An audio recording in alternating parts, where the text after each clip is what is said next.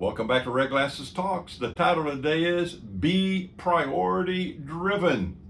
So we're talking out of Matthew 22, 37 to 39, and this is what Jesus said in answer to a question, what is the greatest commandment?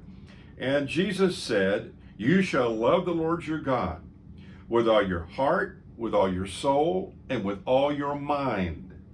This is the first and great commandment. The second is like unto it, love your neighbor as you love yourself. So last time we said that you will only be able, as priority number two, loving yourself, we said you will only be able to love somebody else to the degree you love yourself, and you only love yourself to the degree you know how much God loves you. So we looked at briefly what God thinks about us. We said that He said, God, I made you. God says, I love you. He says, my son died on the cross for you. I've got a plan for your life, and I have gifted you. So the question then becomes, now what? So what do I do? What do I do after Jesus has come into my life? I'm plugged in. I'm beginning to develop. I'm beginning to grow. Now He says, love yourself. What do I do? Well, how do I go about that? Well, what we're really talking about here is living a balanced life. And so again, if you look at Luke 2:52, the same way Jesus grew, it says we need to grow.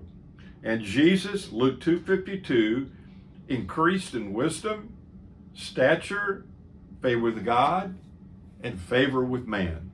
And so what He's saying here is we need to develop and grow and mature in the same way intellectually, in terms of our social relationship, social area, the physical area, and the emotional area of our life. So that's what the second priority about. So if you understand you have an A, like we talked about last time, if you understand that you're His masterpiece, He said, now you need to take care of yourself. Take care of yourself as a person. And so therefore, let's talk just a little bit about balance, and then we'll dig in the next session. A fourth grade public school teacher who was recovering from surgery received a note from her class that said, your fourth grade class wishes you a speedy recovery, but by a vote of 15 to 14. So what's the point of all that? You will never come to the living God in a relationship with Him and be disappointed and stay the same.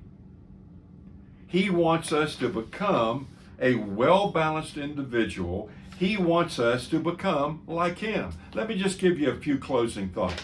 God is deeply concerned about my transformation and your transformation to become like His Son. God knows us better than we know ourselves. He knows what we need. He wired us up. He made us from the very beginning. He knows what goes into making a person healthy and whole.